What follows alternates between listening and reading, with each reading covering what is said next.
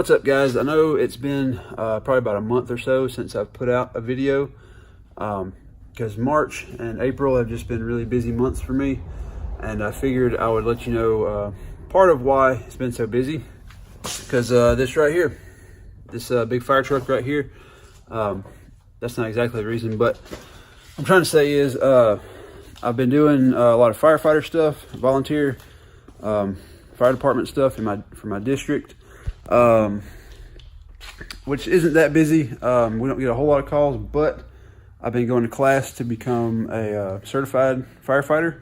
In Alabama, we call it either Firefighter 1 or the 160 class, because it's 160 hours of classwork and hands-on, like JPR stuff, like skills-based things.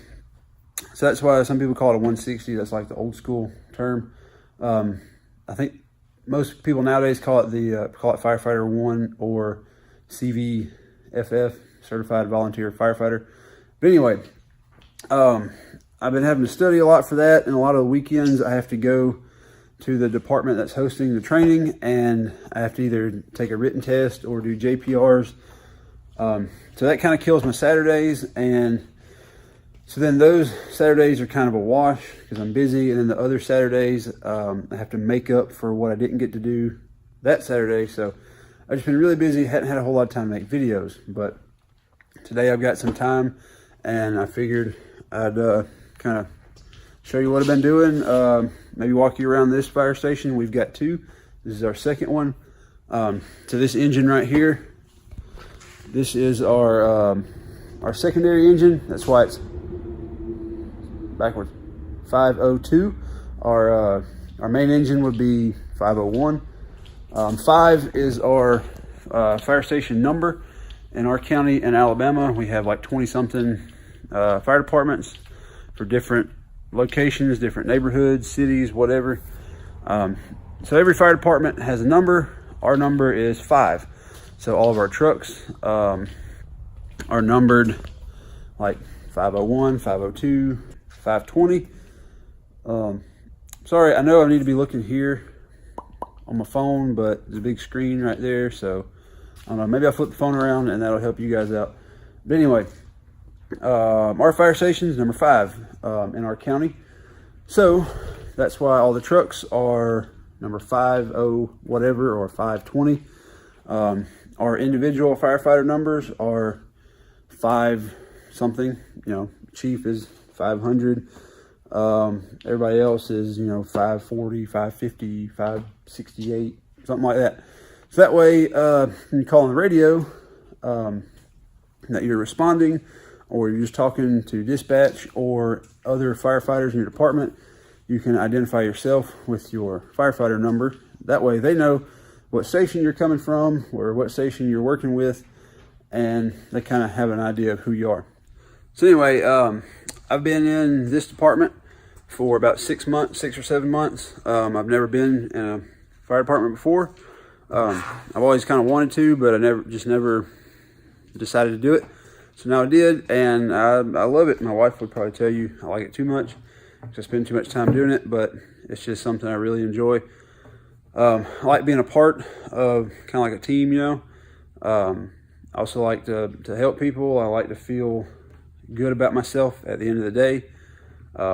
Whether it's, we had a tornado come through here a few weeks ago, so we had to help clean up trees out of the road, help people get out of their house, clean trees off of their houses.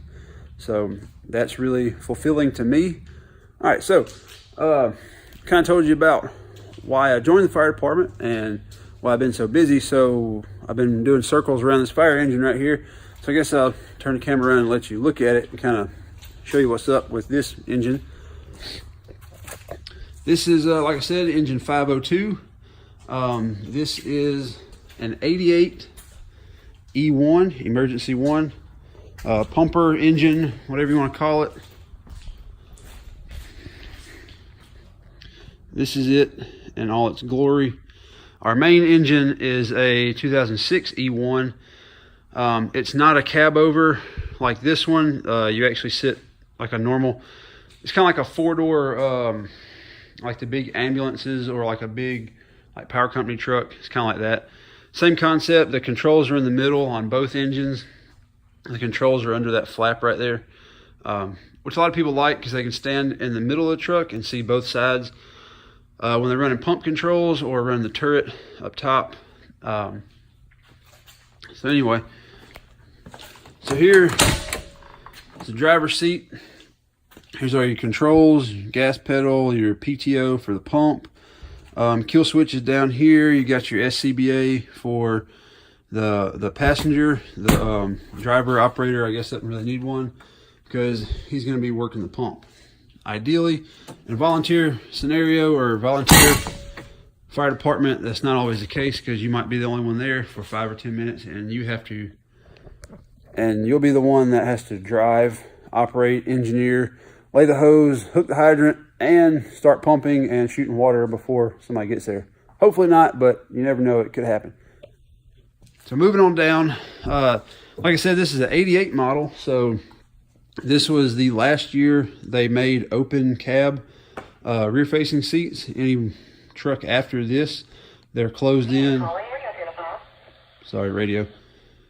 So anyway, they'll have a gate or something to close them in instead of just that little bar that moves up and down.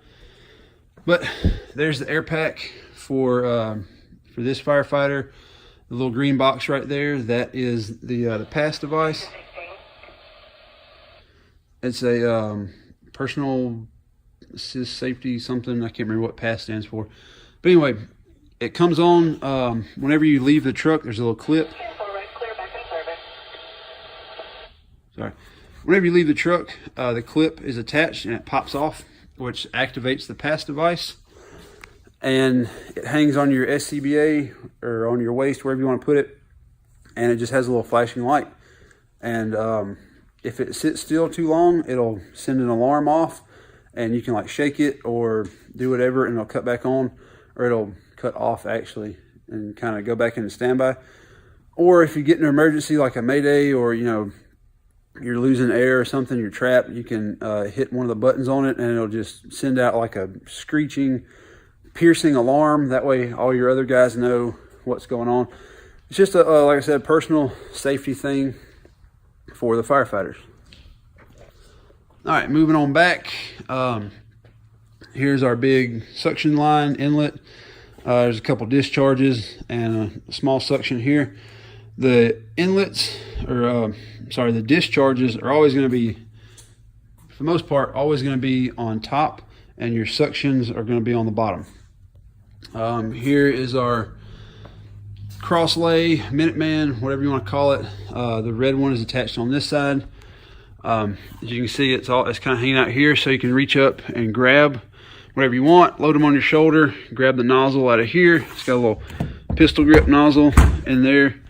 That's an 1 3/4 attack line, so you can grab those off your shoulder and lay them out sideways. I'm not gonna grab that and show you because I don't feel like having to lay it back in there by myself. Right there, that's the hard suction line that would attach to that down there. So if you don't have a hydrant, a lot of rural areas like where we are, there's not a whole lot of hydrants. So we have this big, so like out here, we would have this big leather vinyl, pretty much swimming pool, collapsible swimming pool, that a tanker, which the tanker is over there, it would come by and dump however many 1,000 gallons of water, fill it up. This guy right here, we would drop, and that sits on the bottom, and the water goes into here, goes through the hard suction hose, and sucks into the side of the pump. It's kind of like a portable fire hydrant, drop tank, relay tank, whatever you want to call it. So that's what the big stiff hose on the top is for. Everybody's fire truck's different, but on ours right here, we've got nozzles. We've got solid stream, smooth. This one right here, it's like an attic nozzle or a confined space. I can't remember the technical term for it. I should know that because I'm being tested on it pretty soon. But anyway, you hook that to the end of the hose and you can drop it in a confined space, and when it gets charged, that sucker will spin and just shoot water everywhere and fill the attic space or basement or whatever with water. So we've got some other nozzles. This is like a smooth bore. solid stream nozzle or straight stream, I can't remember. Anyway, these are fog nozzles. These are the ones that turn. They can go wide like a fog pattern, and they can come in and get like a straight stream, solid stream. That's what those are called, because they're not broken up. It's just a smooth shot of water coming out. They go really far, really tight stream pattern, fire stream, but that's all they can do. These guys over here, you can fan them out like a big fog, so you can like cover something or protect yourself from fire, or you can spin it and make a solid stream or straight stream to pierce or dump a lot of water in a certain area all at once. Up top, there's our Halligan crowbar, forcible entry, extrication stuff, whatever you want to call it. Down here, there's our foam nozzles. There's a gate valve, some sledgehammers for knocking over those big lugs on that thing. Anyway, there's wheel chocks are in there. The foam, that's our aqueous film forming foam, AFFF. I think I said all that right. For anybody knows, like liquid gas fires and stuff like that, you shoot foam on it. It covers the liquid and kind of smothers it, because if you shoot water at a gas fire, it's just gonna spray the gas everywhere, and it's gonna just like shoot flaming gas out. So you softly cover it with the foam and it smothers it. Back here, that's the first compartment with nozzles. This one has got more air tanks, another SCBA mounted back here, face mask. This one down here has a chainsaw, maybe some hose, some other stuff. There's an axe, another gate valve for hooking a hydrant. There's a class A, it's just a water hydrant. That's the ABC.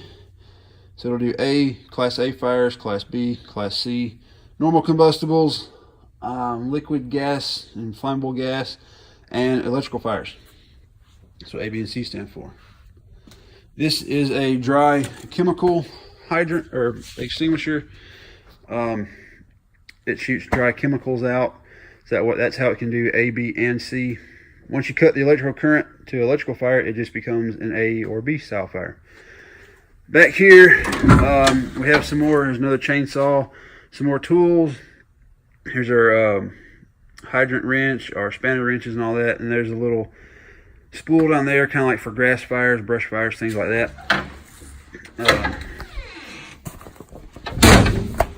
Up top, there's another attack line coming off the back out of the rear discharge. It's got a nozzle.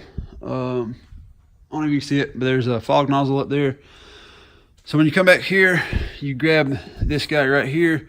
The nozzle comes off with it, and you can, you can load them on your shoulder, peel out, and they'll flake off. Up under here is our supply line. There's 800,000 feet, however many feet of 2.5 or 3 inch supply line. That's for catching a hydrant. The hydrant might be far away. You got to catch it and run the truck all the way down the road. You can hook it to another pumper that's at a drop tank, or hook it straight to the pumper and pump that way. Either way you got to do it, you got a crap load of feet of hose on the back. All right, the other side, there's our hard suction hose for like freshwater, pond, a pool. That's why it's got the strainer on it to keep crap from sucking into the hose. Here's our big roof ladder. It's got the hooks on the other end, extension ladder. That's a little foldable ladder and a pike pole behind that. I think there's 2 pike poles. That's the kind of iconic firefighter pole with the hook and spike, for jabbing stuff, pulling roof down, or pulling stuff down from the roof. All right, so anyway, there's our pike poles. There's another axe. This side, let me see what's in here. Some more hose, some water, some chocks, or some cribbing, whatever you want to call it. We sweat a lot when we're in turnout gear and it's hot, so we need water, bottles of water.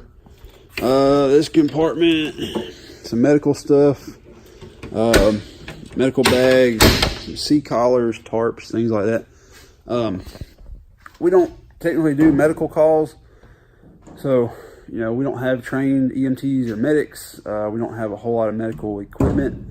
We have a little bit just in case we get on scene, like a car wreck, and maybe we're the first ones there. Maybe we beat the paramedics there.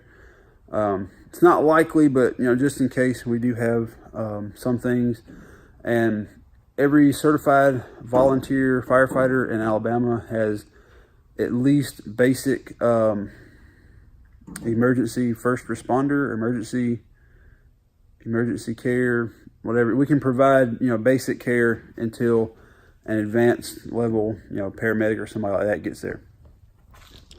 All right, moving back to the truck. Here's our other Minuteman Crosslay 1 3/4 hose. It's a different color because on the panel right here we have a mark, you know, with red and yellow, right, left, whatever. It just helps the operator, pump engineer, operator know which hose he's dealing with.